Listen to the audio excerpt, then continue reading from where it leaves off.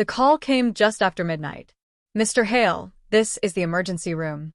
You need to come in, it's your daughter." The drive there was silent, no radio, no words, not even thoughts I could afford to have. When I stepped into the trauma ward, the fluorescent lights sharpened everything around me. Cold, sterile, almost surgical. Her face was bruised and swollen, one eye darkened, her lips split. Her hands trembled as she whispered, "Dad, it was him." She didn't need to say his name. The entire city already knew. The billionaire's son. She handed me her phone. The screen glowed with his message. She wouldn't spend the night with me. "My dad owns this city. You can't touch me." He was right. I couldn't. Not by law. Not through justice. But there are other systems. Older ones. Colder ones. I stepped outside the hospital, lit a cigarette, and made one phone call. To Sicily. It rang twice before a gravelly voice answered. "Who's this?" "Your niece's father," I said quietly. "It's family business." There was a pause.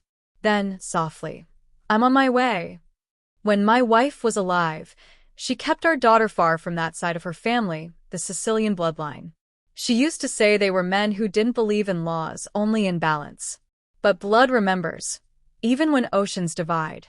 I hadn't spoken to her brother in 20 years. The last time was at her funeral.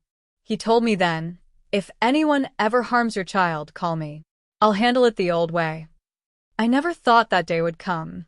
But as I stood beside my daughter's hospital bed, watching 4 tubes snake around her fragile arm, hearing her whisper, "He laughed while he hit me," something inside me didn't break. It froze. Not rage. Not grief. Just a steady, merciless resolve. By morning, the headlines were already rewritten. Billionaire's son in minor altercation with woman. Woman. Not girl. Not victim. Money changes the language of truth. I didn't argue. Didn't post. Didn't shout. I simply began collecting names: the police chief, the family lawyer, the prosecutor who lost the file. Everyone had a price. All I had to do was trace who bought whom. 3 days later, a private jet touched down outside Palermo. My brother-in-law arrived without luggage, just a long dark coat, an envelope, and that quiet, dangerous calm men like him carry. My daughter never met him. I didn't tell her he was here. We met in my garage beneath the flicker of a single bulb. He placed the envelope on the table. Inside, photographs, surveillance reports, bank records, wire transfers from the billionaire's shell accounts to the prosecutor's office. "Your city," he said in that thick accent, "belongs to liars." I nodded once. "Then let's take it back." He smiled faintly. "No, let's clean it." The plan was surgical. Precise. No noise, no traceable blood. He called it restructuring. I called it balance. We began with exposure, anonymous leaks, screenshots, data trails of bribery and abuse. By the end of the week, the billionaire's empire trembled under the weight of its own corruption. But his son, the golden boy, remained untouched. Protected. That was fine. He was next. The boy lived like royalty, penthouse views, private guards, cocaine on silver trays. One night, I watched from across the street as he laughed with friends, oblivious to the collapse forming beneath his father's empire. That's when my brother-in-law told me something I didn't expect. The father gave the order, he said. He told his son to do it, to teach the girl her place. A lesson in power. It wasn't just the son's arrogance. It was the father's cruelty. And that changed everything. 2 weeks later, both father and son disappeared.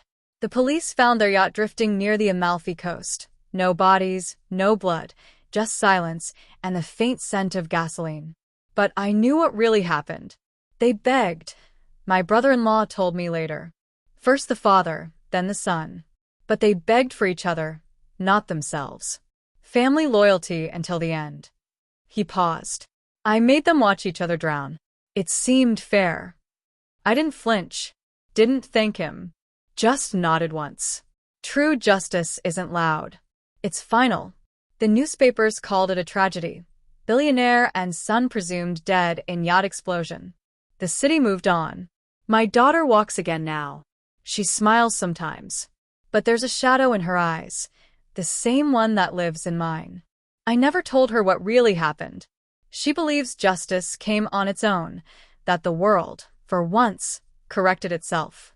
She doesn't need to know what her father became to make it right. Last week, the Sicilian called. "You did good," he said. "I didn't do anything," I replied. He chuckled softly. That's why it worked. I hung up, walked into my daughter's room, kissed her forehead, and whispered something I hadn't said in months. "You're safe now." And for the first time in a long time, I believed it.